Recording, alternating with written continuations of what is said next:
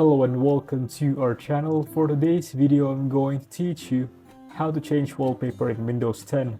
Before we start it, please don't forget to like and subscribe and click the notification bell for you to be updated to our latest tutorial videos. Without further ado, let's now begin. Now you may be setting up a new device and want to get Wi-Fi set up along with that, so you can start browsing the internet and actually using it. So I'm going to guide you through the steps now and how we can set up our Wi-Fi successfully. So the first step will just please click the Windows button, and from here we just want to type in settings.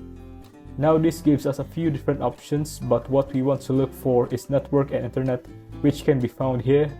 Now since I'm already connected, mine will look a bit different, but if you haven't actually set up a Wi-Fi yet, largely to first set it up. So what you want to do is you just want to follow those instructions. Allows you to put the password of your Wi-Fi. You just want to make sure that it's correct, and if it is, you should be able to connect.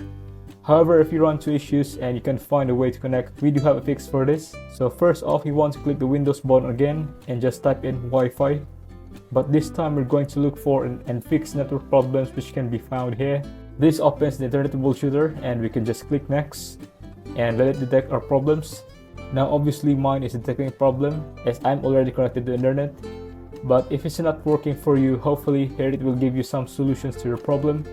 But if not, we still have one more fix for this, and this is the fix I would recommend.